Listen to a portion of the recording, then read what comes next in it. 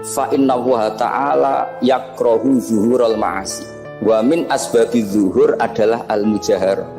Karena Allah itu gak suka maksiat itu begitu kelihatan, dan awal dari kelihatannya maksiat adalah semua orang cerita, akhirnya maksiat dianggap biasa saja.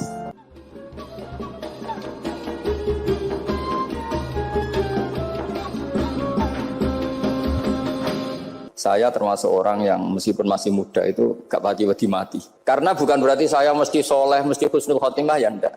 Ada istilah mati yang menyenangkan dalam diri manusia, yaitu Nabi ngendikan Allahumma ahyi maka natil hayatu khairan li wa tawaffani maka natil wafatu khairan li.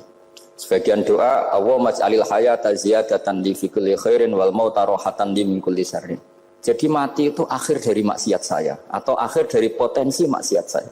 Sehingga kata Sohibul Hikam, kamu harus percaya diri bisa selamanya tidak maksiat lagi. Orang kan tanya, masa manusia tidak bisa maksiat lagi? Ya bisa saja kamu pas taat terus mati, berarti sudah tidak bisa maksiat.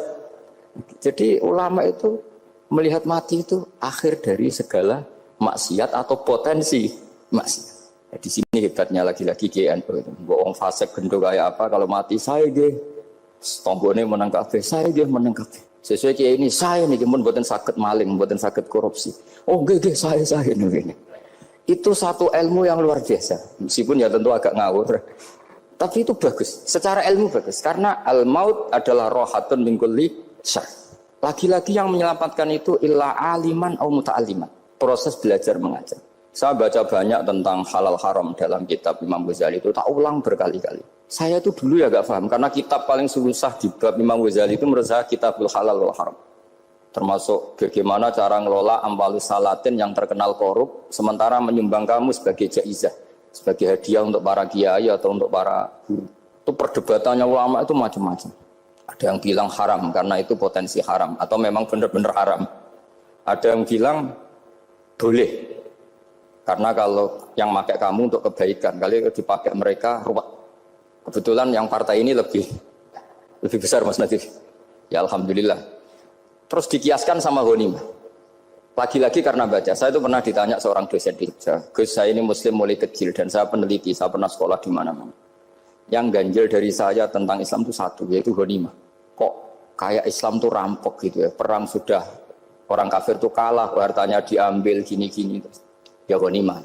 Terus saya memberi analogi, kalau ada garong ke kamu, bawa senpi, bawa pedang, terus kamu mengalahkan garong itu, alat-alat itu kamu kembalikan apa kamu sita? Ya saya sita, nanti dipakai garong lagi. Ya kira-kira seperti itu.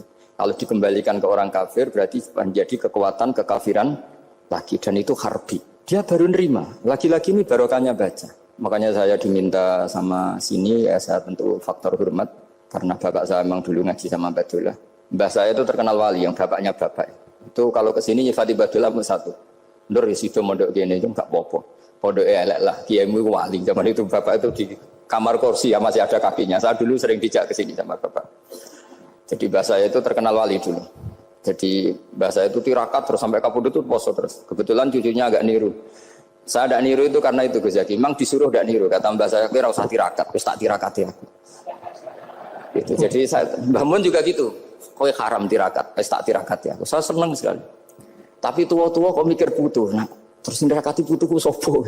Jadi mulai jadi kiai betul Mas Nadif, saya ini sudah mulai mikir putu. Karena saya ini termasuk orang yang kecelok alim yang enggak banyak orang menghormati karena sudah diramal sama mbah-mbah. Di dulu mbah saya Mbah Nur Sam itu, kakak saya itu SMP SMA, kakak saya yang kedua juga SMP SMA. Mbah saya itu Mbah Nur Sam itu yang nganterkan bapak ketika mondok sini itu, yang ikrar karo Badullah wali Mbah Nur Sam, ahli tirakat, ahli puasa.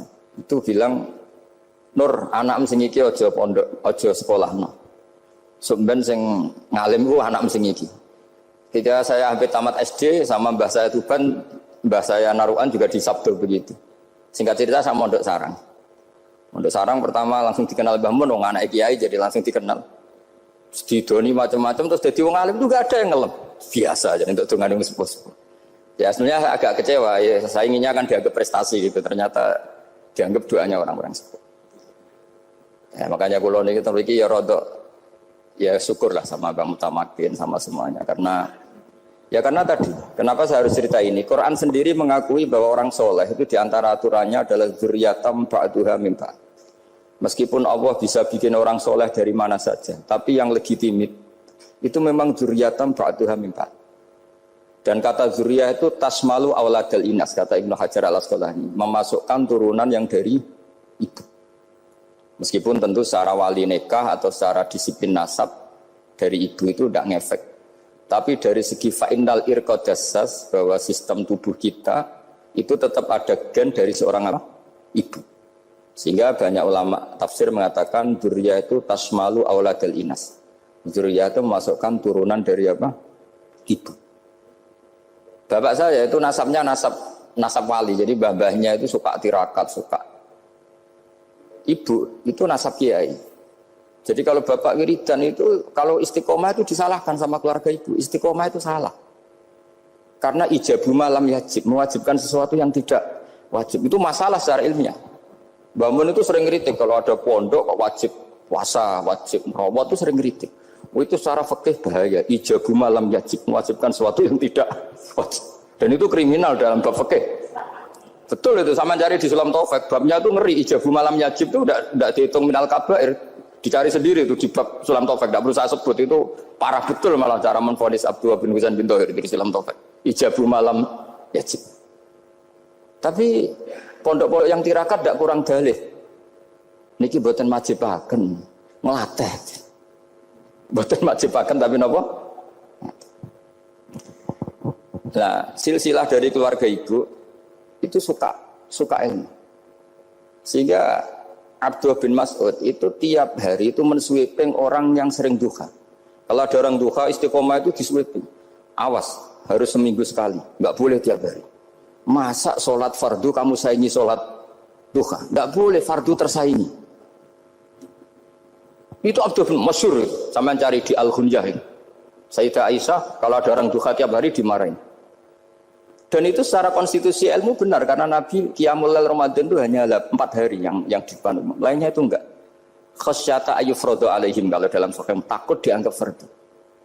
Akhirnya istiqomah itu masalah di keluarga saya yang dari ibu. Nah kebetulan kita ini suka ada istiqomah, akhirnya ya seperti ini. Tapi ini ilmu harus kita bicarakan. Tapi yang istiqomah, bapak itu pengagum Badulah. Bapak itu suka sama istiqomah karena punya guru dulu Ki Zubaidi istiqomah, Badulah istiqomah. Tapi jangan kira Badulah itu hanya istiqomah. Saya punya sanad banyak, mungkin Gus Zaki lebih tahu. Sering saya diceritain bapak. Badulah itu anak ambek wong fasih teman-teman itu rapati cocok. Senajan to majibno fasih. Tak takoki iki ngopo. Engko nek ke fasihan darani wong awam untuk ganjaran. Mergo macane Quran gak fasih. Padahal untuk ganjaran mergo seneng Quran. Jadi terus tak takoki bapak, niku saged damel syariat mboten? Ya ora kenek, pokoke ngono. Jadi go ngekrori. Artinya beliau ndak ingin lah gara-gara kita terlalu pakem tajwid kemudian menganggap siapa saja baca Quran salah kemudian tidak dapat pahala. Bisa saja hamalahum ala ayaqraul Qur'an apa mahabbatuhum wa iskuhum wa kada wa kada. Jadi akhirnya saya jadi tahu. Oke, secara makhraj salah, tapi iseknya benar, mahabbahnya benar, brontonya benar. Jadi sebetulnya Badulah itu punya sekian makalah tentang ilmu. Hikam juga gitu. Nur nak cah santri ngaji Ihya itu jauh oleh. Saya nak ngaji Hikam mojo. Maksudnya beliau entah kalau setelah itu Badulah itu melarang siapa saja santri ngaji Hikam itu dilarangnya ada kelas tertentu untuk boleh ngaji Hikam. Nah kenapa saya cerita ini? Karena saya masih ingat betul di antara wasiatnya Mbah Mun itu. Pirroh sebab apa Fatihah kok ihdinas siratal mustaqim, bukan siratoka tapi siratal ladzina an'amta alaihim. Dawe Mbah Mun fa inna Allaha ta'ala la ya'kul wa la yashrab wa la yanqih wa la kadza wa kadza. Allah itu tidak makan, tidak minum, tidak tidur. Sehingga kita tidak bisa niru Allah. Tapi yang makan tidur itu manusia. Sehingga kalau ingin dekat Allah ya niru siratal ladzina, bukan siratoka. Kita cara tidur niru Kanjeng Nabi, niru ulama, cara makan, cara minum, ini Allah tidak bisa. Makanya bukan ihdinas siratal mustaqim siratoka, tapi siratal ladzina an'amta. Maka dalam beragama itu butuh master, butuh panutan. Ya tentu Mbah Mun oleh ngendikan pakai luwet orang-orang kuno. Cara Mbah Mun pakai cantolan. Maka saya punya makalah banyak dari Bapak, dari Mbah Mun, dari Mbah Zubair, dari sampai saya itu hafal sanad sampai Rasulullah SAW. Karena yang bisa mengawal ilmu itu sanad. Termasuk saya di sini bawa kitab Ar-Risalah Al-Qusairiyah. Nanti saya baca beberapa panutan kita. Di sini ada Abdul Qasim Al-Junaidi, ada Abu Yazid Al-Bustami, ada banyak ulama yang ditulis Ar-Risalah Al-Qusairiyah. Dan itu yang membentuk Imam Ghazali, kitab Ar-Risalah Al-Qusairiyah. Tapi sekarang kita ini tidak belajar lagi tentang tasawuf. Tasawuf itu Abdul Qasim Al-Junaidi jadi wali itu bukan wiridannya terlalu banyak. Enggak. Beliau pernah bikin satu kalimat yang menjadikan Allah itu ridho. Kalimatnya begini, kalau malam beliau wiridan gini, ya Allah, kenapa engkau ngasih rezeki saya? Padahal engkau tidak butuh saya. Kalimatnya sederhana. Kalau seorang majikan ngasih servis sama karyawannya, memang butuh pekerjaannya. Orang tua ke anak butuh kasih sayangnya. Tapi engkau ini zat yang tidak butuh saya, tidak butuh kita. Ngapain ngasih? Jadi punya sisi betapa Allah itu luar biasa. Wong tidak butuh kok. Ngasih itu kan luar biasa. Jadi karena mensifati seperti itu Allah itu ridho. Itu luar biasa. Normalnya orang memberi itu kan, apalagi orang memberi kiai itu kacau sekali. 1.000 jaluk swarga. Salam template 1 juta aja jaluk roh. Swarga itu parah lagi. Nanti kalau enggak masuk surga jundat-jundat. Itu ngeri lagi itu 1 juta minta apa? Surga. Sayyidina Ali itu diantara sebabnya beliau dekat Allah itu karena muamalahnya sama Allah itu benar. Di antara muamalah itu yang diriwayatkan di kitab Ar-Risalah Al-Qusairiyah adalah masyhur. Kafani izzan antakuna li rabban wa kafani fakhran an akuna laka abdan. Tiap malam ya beritanya itu, ya Allah, saya sungguh sangat mulia karena engkau yang jadi Tuhan. Coba kalau saya dituhani manusia yang mati atau dituhani siapa yang mati juga. Wa kafani fakhran an akuna laka abdan. Saya ini bangga sekali karena jadi budak, jadi hamba zat yang tidak mati. Jadi pakem-pakem yang menjadi masyrab kalau dalam bahasa tasawuf itu yang menjadikan wali. Sehingga yang dikatakan ibadah itu apa? Ma'rifatullah. Mengenali Allah secara benar. Jadi jangan kira wali-wali dulu terus terlalu istiqomah, ada juga. Mereka punya pakem yang menjadikan Allah itu ridho. Saya beri contoh nih, di sini banyak makalah, nanti saya beberapa baca tabarruk. Banyak riwayat dari orang-orang sufi. Nabi Ibrahim itu pernah ketemu orang Majusi. Beliau terkenal sakhok, terkenal sakhiyah.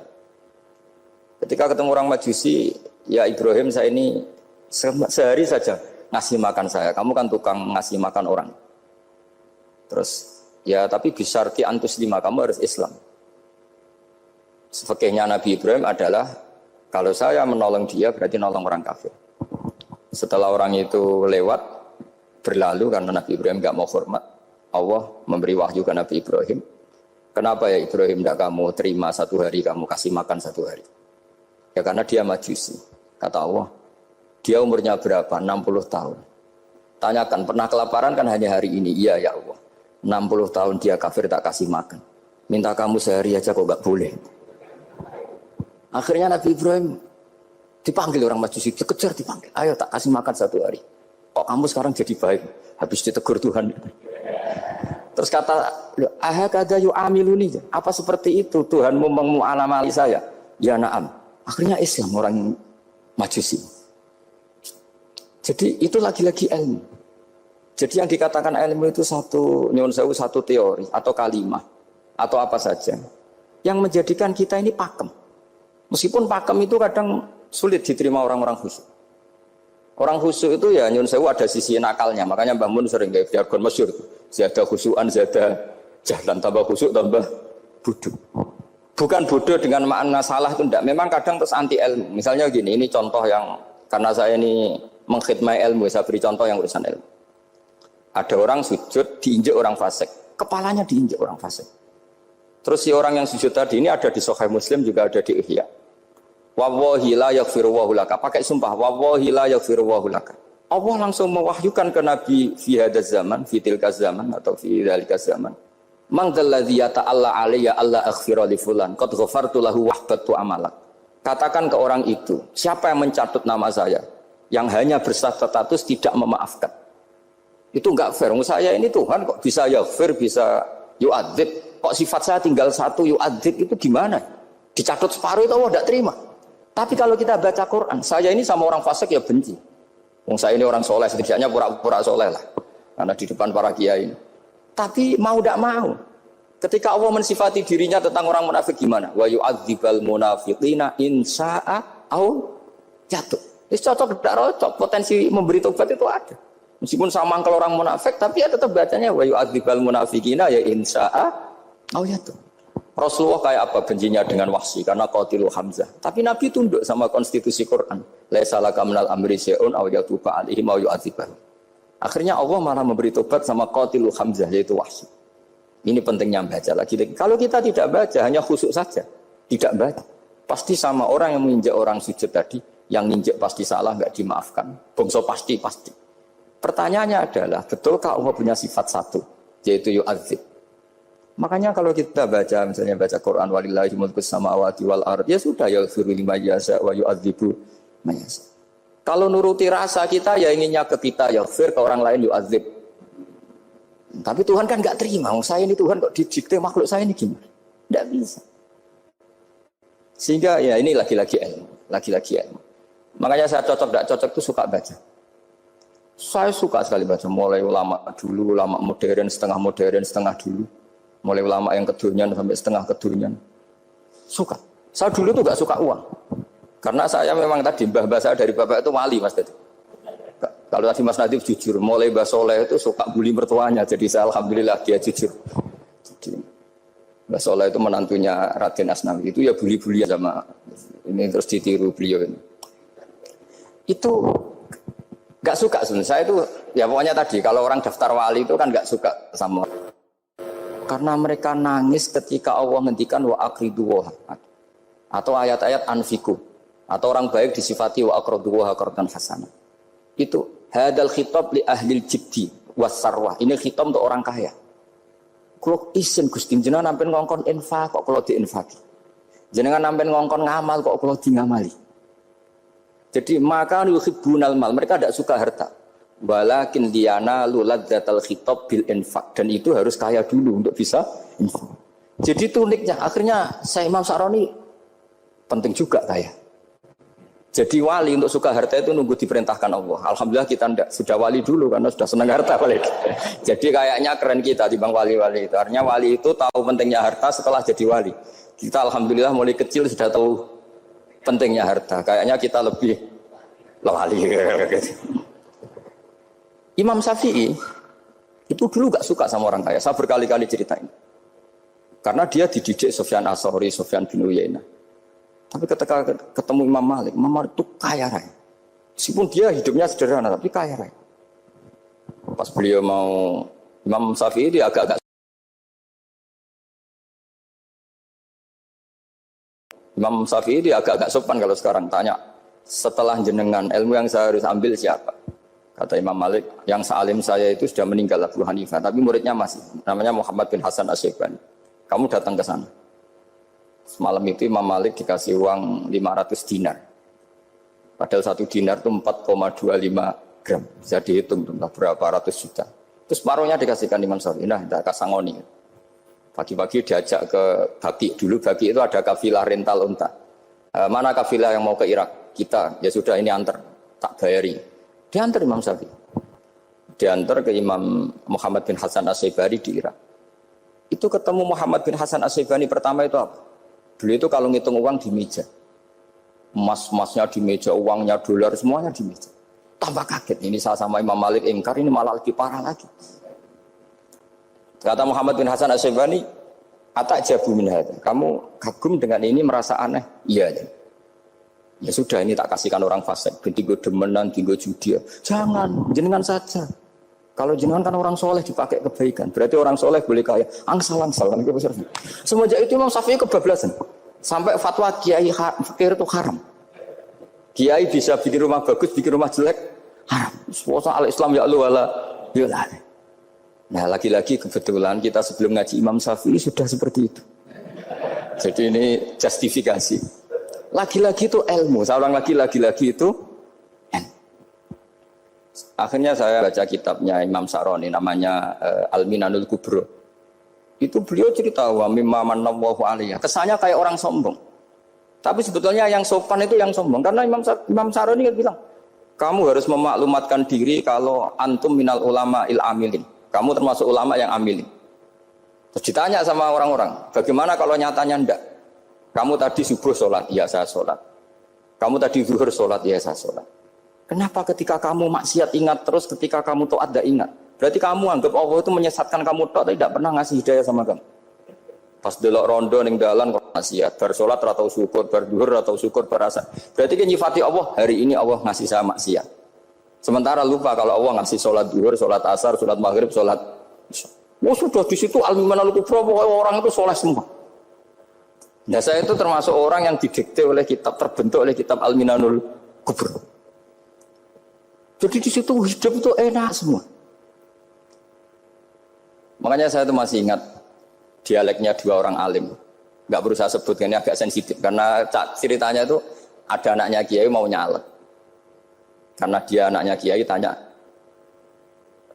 Mbah dalilnya nopo nanti yang kepingin jadi jabatan, mencari jabatan itu sah.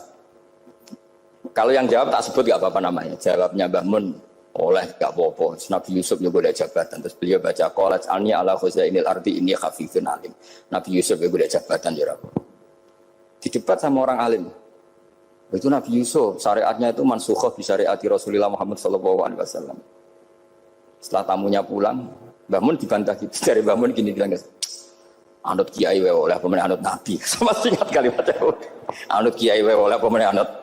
Artinya Nabi Yusuf kan minta jabatan ij'alni ala khuzainil ard. Jadi akhirnya semenjak itu fikih-fikih ilmu tidak ulang lagi. Akhirnya saya cari, termasuk saya disuruh bangun. Saya golekno dalile nak wong saleh kok oleh jabat. Batinku, wong dalil kok diorder saya ya sempat. Ternyata saya cari-cari ya tadi am yahsudunan nasa alama atahum wa min fadlillah faqad ataina ala Ibrahim alkitab wal hikmata wa atainahum mulkan azim. Keluarga Nabi Ibrahim di antara sifat yang disebutkan Allah adalah dikasih mulkan azim. Sebab itu akhirnya kiai Indonesia itu mazhabnya Safiyah semua. Politik ya kerso, jabat ya kerso, proposal ya kerso. Saya ini, maksud saya ini yang menyelamatkan ilmu. Kalau orang khusyuk pasti gedeng. Kiai kok gelem proposal, kiai kok para pejabat. Tapi orang ilmu setuju. Nah saya nggak tahu setujunya itu bawaan ilmu apa bawaan nafsu tadi itu yang mulai saya data. Nah kalau saya kan bawaan ilmu, saya baca. Itu bedanya saya dengan Mas Nadif, jadi bawaan baca. Karena kemarin saya dibully habis-habisan di Kudus, saya tidak punya kesempatan bicara di menantunya Neng Mu'ah ya.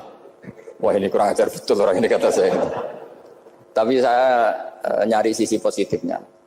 Kalau saya dibully kan saya madlum. Orang madlum gampang jadi wali. Yang dia bully berarti zalim ya sudah berarti wali saya gitu. Nah supaya dia juga wali sekarang tak bully supaya impas gitu. Jadi ini nolong beliau. Jadi saya 22 hari itu kalau habis subuh ke rumah sakit, tapi kalau asar pulang ngajar. Ya begitu terus. Karena mbah-mbah saya itu sukanya ilmu Masya Allah. Karena ilmu itu penting. Apapun pakemnya para wali itu kalau diingatkan secara ilmu itu terus kayak runtuh. Saya berkali-kali mencontohkan. Dan itu valid, data itu valid. Sufyan bin Uyainah itu orangnya khusyuknya Masya Allah. Gurunya Imam Syafi'i, gurunya Imam Malik. Itu beliau menceritakan dalam kitab Khilyatul Auliya. Nabi Isa itu senengannya itu ceria sekali. Nabi Yahya itu senengannya bersenut, abusan, suka kayak takut akhirat, takut penyakit. Tapi bukan takut corona, enggak ya jelas kan. Saya akhir-akhir ini fatwa, sekarang jangan baca Uwais Al-Qarani, tapi Al-Qarni. Meskipun saya tahu ada yang baca Qarani di kitab-kitab, ada yang baca Qarni. Tapi sekarang wajib dibaca Al-Qarni sementara. Sekali dibaca Al-Qarani itu nisbatun ilah. Iya, jadi makanya ini untuk sementara dibaca, ngikuti yang baca Uwais Al-Qarni. Meskipun di sarah-sarah apa bi fathir ra wakila bi sukun ya sudahlah sekarang harus ijma dulu Al-Qarni ya, karena kalau Al-Qarani itu akhirnya Nabi Isa ditegur sama Nabi Yahya. Mali aroka dohikan ka'annaka ta'manu min makrillah. Saya melihat kamu kok suka tertawa, seakan-akan kamu merasa aman tidak kena azabnya Allah. Nabi Isa akhirnya balas tanya, Mali aroka abisan ka'annaka tai'asu min rahmatillah taknatu min rahmatillah. Kowe besengut wae koyo dunia orang rahmat, anane corona tok. Padahal ya ono mangan, ono guyon, ono nikmat. Dan itu figur besar, akhirnya kita tahu. Dan saya sering cerita juga, setiap dakwah itu Nabi Isa nyari syirarun nas, Nabi Yahya cari khiyarun nas. Tentu alasan Nabi Yahya gampang, berteman orang baik itu baik lah, nyaman, terus akibatnya juga baik. Nabi Yahya enggak. Limada tanzilu ala syirarin nas. Kenapa kamu singgahnya ke orang-orang yang buruk? Ana tabibun udawil marto. Saya ini dokter, tentu menyembuhkan yang sakit. Akhirnya terus di Indonesia banyak kiai yang kancanan orang fasik ya banyak. Tapi ya tentu yang benar itu yang mensolehkan yang fasik. Yang mesti salah yang menjadi fasik karena ketularan yang. Tapi itu lagi-lagi apa? Ilmu yang bisa menjadikan kita percaya itu ilmu. Saya tuh suka sekali baca kitab yang berbeda. Saya sekarang baru belajar kitab orang-orang Hanafi. Orang-orang Maliki. Saya kemarin dikirimin hadiah oleh keluarga Pak Kures. Ada tanda tangannya Pak Kures dari Habib Ali, dari keluarga beliau. Ciri kitab namanya itu Sarah Bukhari.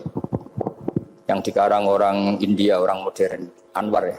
Kiai Anwar Shah, orang-orang India ya orang Shah. Itu beliau termasuk mujaddid kalau dalam perasaannya orang India. Mensarai Bukhari ya, kira-kira sanadnya Sayyid Muhammad ke beliau itu 3 atau 4. Beliau termasuk orang-orang yang bisa membentuk India seperti itu. India kan banyak syurahul hadis termasuk Waliwa Ad-Dahlawi, terus Syekh Yusuf Al-Kandahlawi, banyaklah saya.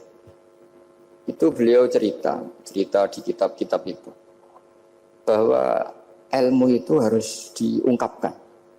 Terus beliau cerita banyak tentang kewalian. Sampai dalam cerita kewalian itu unik. Dan terus kayak jadi wali itu gampang sekali. Ya di antaranya itu wali itu mau modal rasido. Sab'atun yuzilluhum wa fi dhillihi wa ma la dhilla illa dhilluh. Itu di antaranya itu wa rajulun da'athu imra'atun datu jamalin wa mansibin faqala inni akhafu. Mau modal gak sido. Wis dijak wong ayu, menarik, muni ra gelem. Modal ra gelem iku iso dadi wah. Iku yuzilluhum wa fi dhillihi wa ma la dhilla. Ya. Nah, masalah kita ora digelemi lah itu masalah. Itu sangat. Jadi gampang sekali dalam kitab Al-Minanul Kubra. Dan kalau baca itu enak. Misalnya gini. Tentu masa lalu kita yang buruk itu tidak diceritakan orang lain. Dan itu kadang karena gengsi. Tapi kalau melihat hadisnya Nabi itu gampang sekali. Kullu ummati mu'afan ilal mujahirin. Umatku semua itu dimaafkan. Kecuali yang memperlihatkan salahnya dosanya. Jadi nggak boleh kalau sampean sekolah nggak naik kelas cerita anaknya. Kalau saat dulu nggak naik kelas, kalau punya utang koperasi nggak pernah bayar, nggak boleh. Cerita seperti itu boleh. Kalau ditanya, bapak dulu pinter nggak? Oh pinter sekali. Harus bilang gitu, pinter sekali. Pernah ranking sekali, sudah nggak apa-apa itu.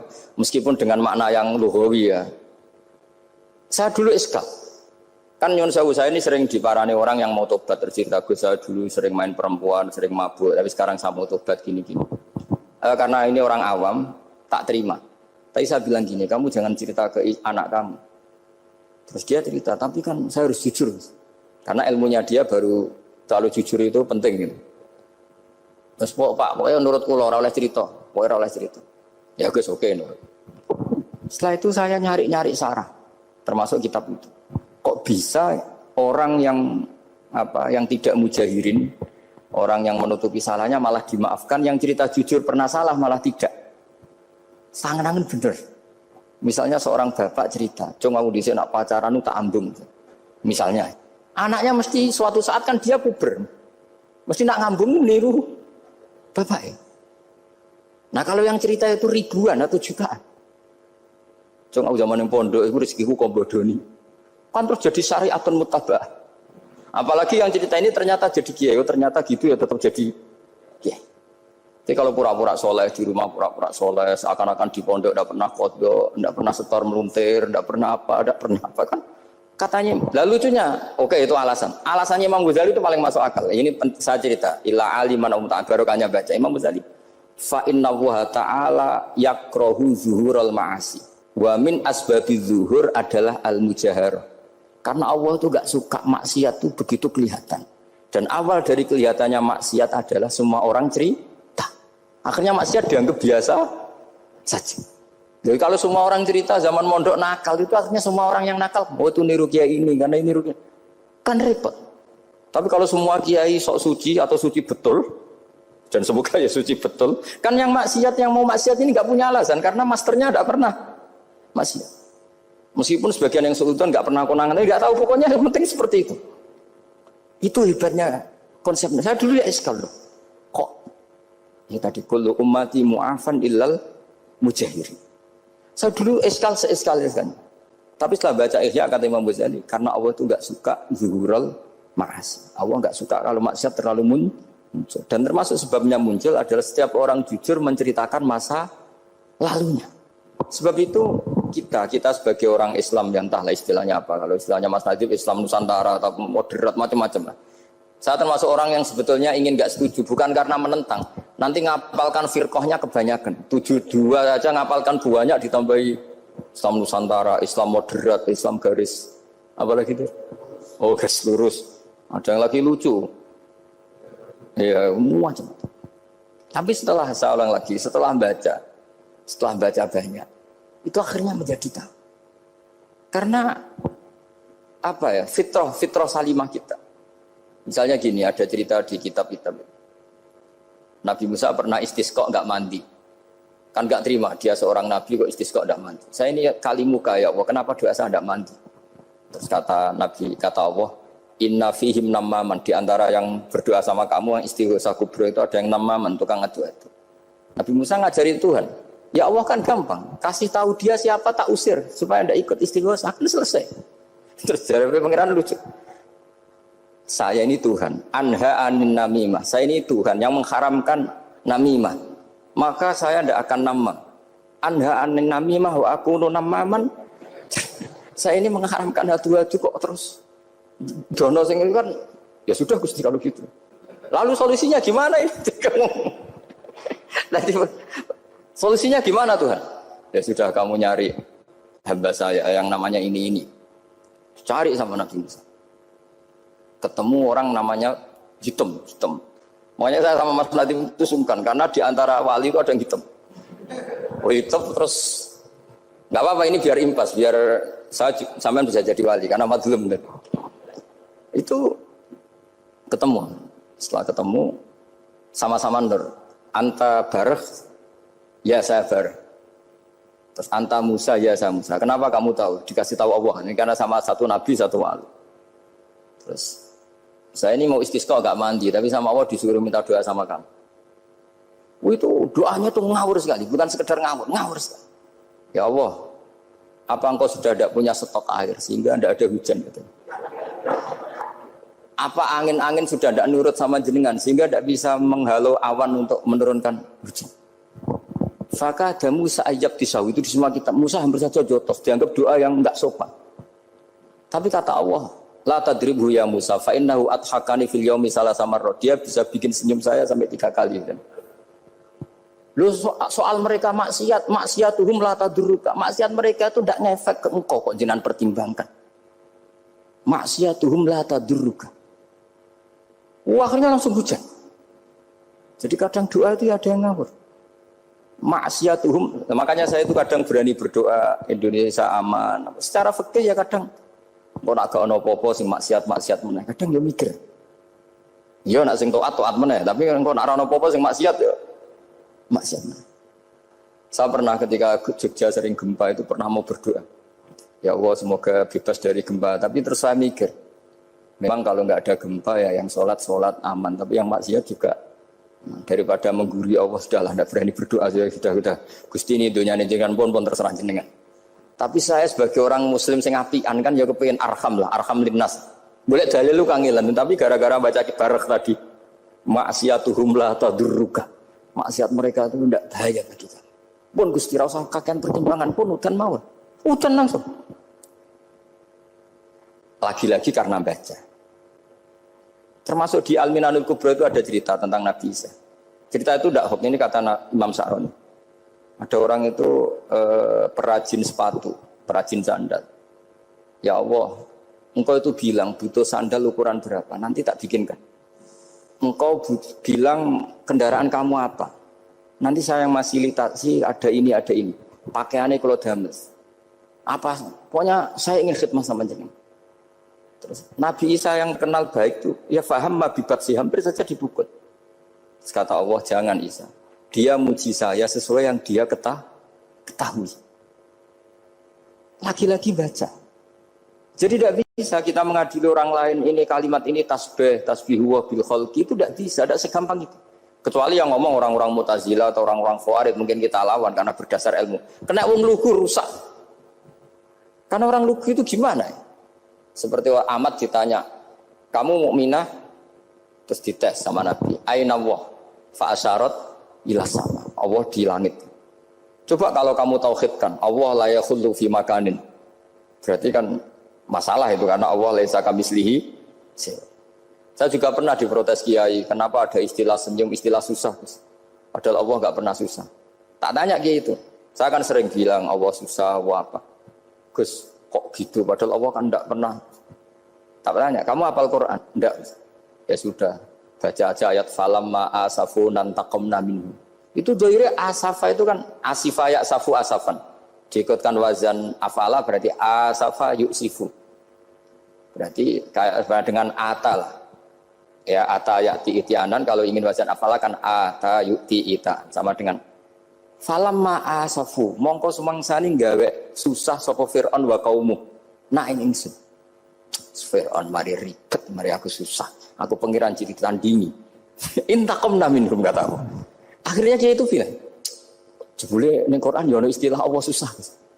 Ya sembol aku itu wong aku hafal Quran dadi spontan bahasaku mbok salah mbok ora iku jek ana kembarane Quran. Sampeyan masih khusuk ora hafal Quran akhirnya yo ngene iki kata saya. Akhirnya jebule ilmu iku penting wis suwe nah ilmu iku penting kata saya. Jadi ini lagi-lagi illa aliman au mutal. Jadi saya tuh dapat barokahnya ilmu. Saya sebagai manusia ya takut mati, tapi tadi kalau kadang-kadang melihat mati itu rohah mengkul lisarin. Kita ini meskipun nyun sewu sekarang tidak zina, tidak korupsi, potensi itu tetap ada. Dan yang bisa mengakhiri potensi itu apa coba? Al-maut. Sehingga Nabi mengajarkan kita itu gampang sekali dalam beragama. Ij'alil hayata ziyadatan li fi kulli khairin wal mauta rohatan li min kulli syarr. Lagi-lagi ilmu yang menyelamatkan kita itu ilmu. Sehingga Umar bin Abdul Aziz ketika mau meninggal, semua keluarganya nangis. Dia tanya, kenapa kamu menangis? Karena engkau mau meninggal. Memangnya setelah saya meninggal mau kemana? Ila Rabbin Karim, ila Rabbin Rahim. Jadi segampang itu untuk melihat. Nah, tapi kalau kita tidak baca, seakan-akan wah mati ngeri nak mlebu neraka piye. Seakan-akan di alam sana hanya ada neraka. Padahal anak indah dzoni abdi. Daripada nganggep neraka masalah atau eling pangeran ini. Lagi-lagi baca. La yamutan ahadukum illa wa yusnuduna billah. Jangan sampai seseorang mati kecuali dalam keadaan husnudzon sama. Saya itu masih ingat Gus Yaki pas Bapak gerah itu tak antar ke Karyadi di Semarang. Itu mau kapundhut itu cek guyon. Jong ape mati mbok gawe ning hotel karena di pavilion. Sebelum mau kapundhut cek donga khataman Quran, baca sabbahat khataman. Istung tak khataman Quran, terus rasa nangis, aku husnul khotimah, ya terus kamu betul. Kok enak maksudnya, santai maksudnya enggak, ya relax aja. Seperti Mbah Mun itu dulu, saya tuh, ya aku bela wafati sering ketemu. Ya ada hanya saya, tentu banyak orang sering ketemu beliau. Jawabnya Mbah Mun, Cung, aku nak mati Selasa, berarti aku wong alim. Nak mati Jumat, berarti aku wali. Kok penak kabeh berarti? Sebenarnya apa ingin tanya, nak setu bah tahat nih, tapi kok potongannya orang pantas itu jadi. Ketika beliau nyatanya kapundut Selasa, berarti senang status alim. Artinya orang-orang dulu itu, Imam Ghazali lebih parah lagi. Ya saya yakin ya semua orang Islam mati itu baik. Imam Ghazali lebih parah lagi. Itu beliau kapundut, itu orang yang perjalanannya 3 hari itu sudah datang semua. Sore beliau beli kafan. Terus beliau bilang ke adiknya, saya nanti kalau mati yang imami orang ini. Jangan makamkan saya sebelum diimami orang ini. Dulu udah ada WA-nya Mas Najib, udah ada grupnya. Itu ketika beliau sudah beli kafan habis sholat subuh, alayya bil kafni, kafan saya bawa sini. Dikasihkan sama adiknya. Ya Allah, ar-ridho bil intiqal ilal malakil. Jadi saya sudah ridho kalau ketemu engkau. Terus kapundut. Adiknya bingung karena orang yang ditunjuk itu harus 3 hari perjalanan. Ternyata datang semua. Datang semua terus. Kok kenapa engkau datang? Ghazali wis kandha aku wingi 3 dina yang lalu. Jadi aku langsung perjalanan. pamit saja. Lalu kubu sebelah, ini cerita Mas Nadif yang tukang tukaran sama kubu sebelah itu Mas Nadif. Kalau saya ini orang baik, gak suka tukaran berarti masih orang baik. Yang aku orang baik itu penting cara kita Al-Minanul Kubro, karena kalau ngaku orang elek berarti kenangannya Allah sama kamu itu bikin elek, tidak bikin baik. Itu cara pikiran Imam Sa'roni dalam Al-Minanul Kubro. Kamu kan boleh mengatakan saya habis makan, habis minum. Artinya apa? Kamu habis dapat nikmat.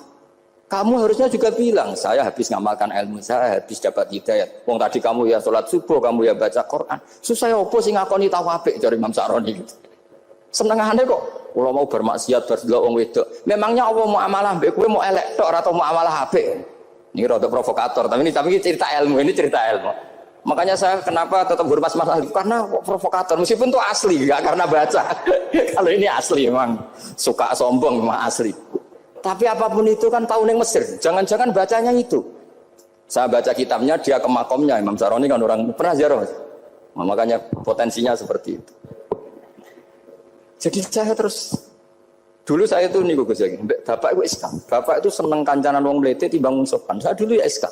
Bapak itu kancanan wong mlete itu. Suatu saat bapak wafat, si pendereknya bapak yang mlete ini tak kancani. Marah tuh orangnya. Mulai terus.